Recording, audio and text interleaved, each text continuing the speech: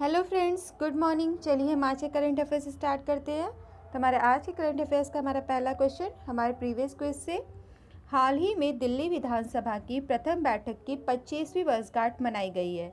दिल्ली विधानसभा की प्रथम बैठक कब हुई थी? हमारे ऑप्शन है ए 11 दिसंबर 1992, बी 12 दिसंबर 1995, सी 13 दिसंबर 1991, डी 14 दिसंबर 1993। और इसका सही जवाब था 14 दिसंबर 1993। तो हमारा आज का करंट अफेयर स्टार्ट करते हैं। भारत सरकार ने राष्ट्रीय सुपर कंप्यूटिंग मिशन के लिए फ्रांस की किस कंपनी के साथ 4,500 करोड़ रुपए के समझौते पर हस्ताक्षर किए हैं? हमारे ऑप्शन है ए बबोलत, बी ऑर्जिनेस्पस, सी ऑस्ट्रियम, डी एटास। और इसका सही जवाब है एटास। भारत सरकार ने राष्ट्रीय super computing mission national super computing mission के लिए फ्रांस की कंपनी एटास के साथ 4,500 करोड़ रुपए के समझौते पर हस्ताक्षर किए हैं। इस समझौते का उद्देश्य 70 से अधिक सुपर कंप्यूटर तैयार करना है और इस समझौते में भारत में 73 सुपर कंप्यूटर डिज़ाइन और निर्मित किए जाने की संभावना है, जिसकी बदौलत भारत की सुपर कंप्यूटिंग क्षमता को बढ़ावा मिलेगा और इस उद्देश्य की पूर्ति हेतु देश में उच्च क्षमता वाली 70 से भी अधिक सुपर कंप्यूटिंग सुविधाओं से युक्त शोध संस्थानों का नेटवर्क बनाया जाएगा। हमारा अगला क्वेश्चन, भारतीय वायुसेना के किस विमान ने हाल ही में बायोफ्यूल के साथ विमान की उड़ान का सफल परीक्षण किया? हमारे ऑप्शन है ए AN-31, बी AN-32, सी AN-33, डी AN-34। हमारे जो ऑप्शन सही है वो है AN-32। भारतीय वायुसेना के प्रमुख परीक्षण स्थल ASTE बेंगलुरु में 17 दिसंबर 2018 को पायलटों और इंजीनियरों ने AN-32 सैनिक परिवहन विमान में पहली बार मिश्रित बायोजेट ईंधन का इस्तेमाल करते हुए प्रायोगिक उड़ान भरी। यह परियोजना भारतीय वायुसेना, DRDO, directorate general aeronautical quality insurance और CSIR भारतीय पेट्रोलियम संस्थान का मिलाजुला प्रयास है। भारतीय वायुसेना ने उड़ान से पूर्व जमीन पर बड़े पैमाने पर इंजन परीक्षण किए हैं। इसके बाद 10% मिश्रित ATF का इस्तेमाल करते हुए विमान का परीक्षण किया गया। इस ईंधन को छत्तीसगढ़ जैव डीजल विकास प्राधिकरण से प्राप्त जेट्रोफा तेल से बनाया गया है, जिसका बाद में CSIR IIP में प्रसंस्करण किया गया।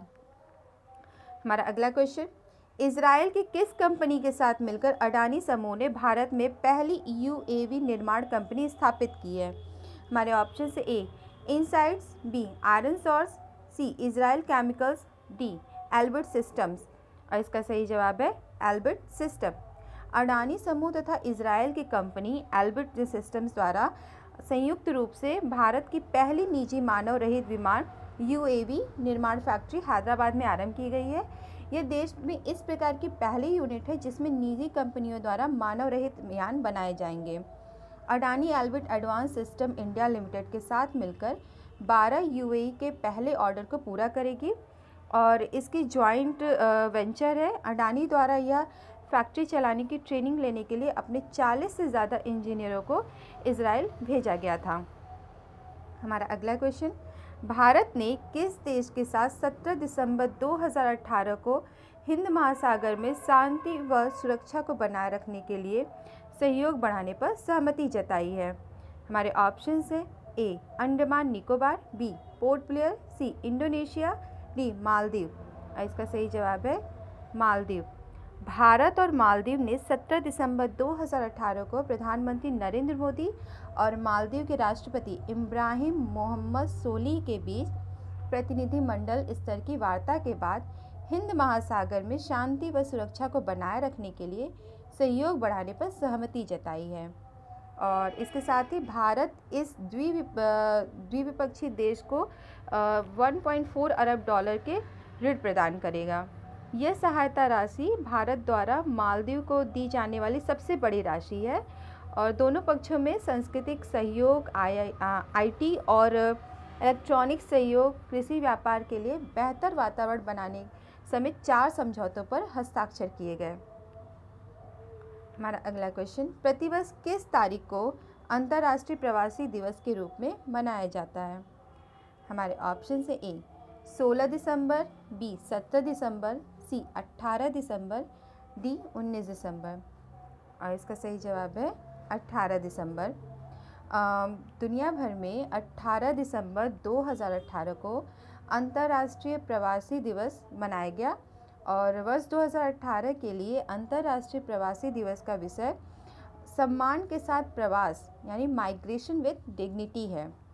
यह सम्मेलन प्रवासी कामगारों और उनके परिवार के सदस्यों के अधिकार और सुरक्षा के लिए आयोजित की गई थी। संयुक्त राष्ट्र हर साल सरकारों, संगठनों और इस क्षेत्र में अग्रणी भूमिका निभाने वाले लोगों को इस मौके पर आमंत्रित करती है। हमारा अगला क्वेश्चन, इसमें से किसने मिस यूनिवर्स 2018 का खिताब जीता है?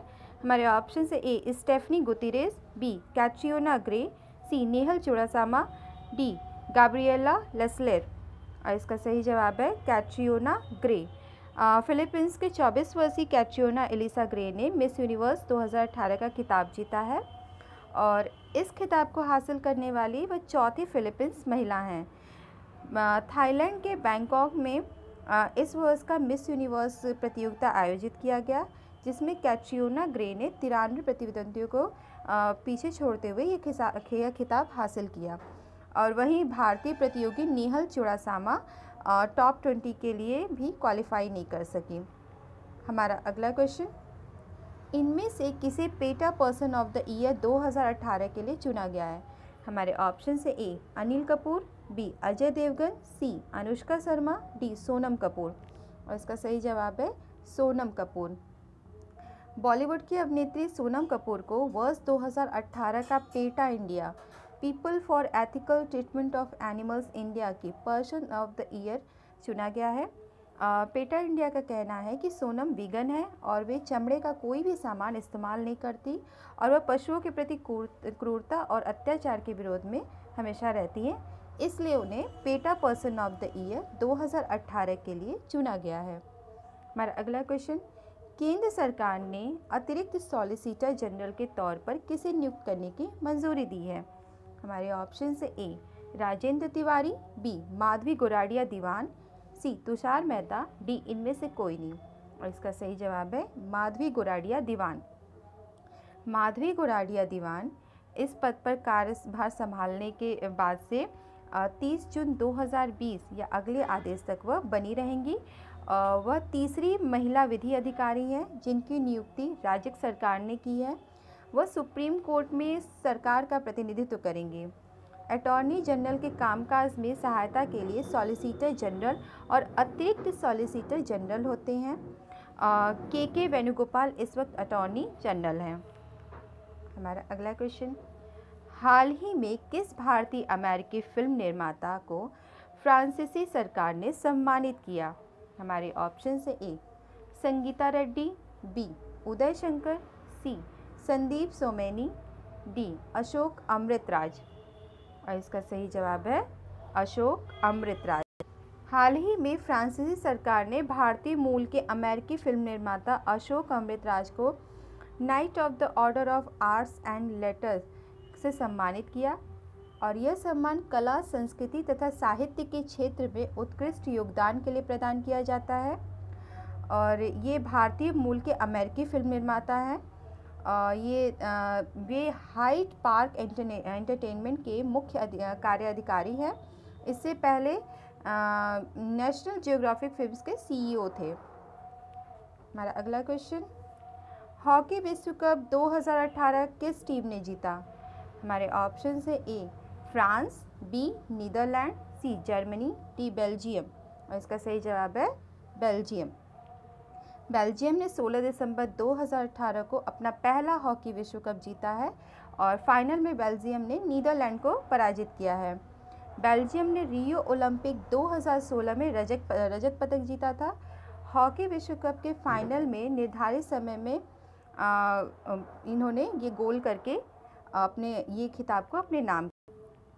हमारा आज का क्विज़ है, केंद्र सरकार ने 18 दिसंबर 2018 को कितने एनआईडी को राष्ट्रीय महत्व के संस्थान के रूप में घोषित करने के लिए राष्ट्रीय डिज़ाइन संस्थान संशोधन विधेयक 2018 पेश किया? हमारे ऑप्शन से ए 1, बी 2, सी 3, डी 4। आप अपना सही जवाब हमारे कमेंट बॉक्स में ज़रूर लिखिएगा और हमारा वीडियो कैसा लगा ये भी ज़रूर बताइएगा और इसे लाइक, शेयर और सब्सक्राइब भी ज़रूर करिएगा। Thank you. Have a good day.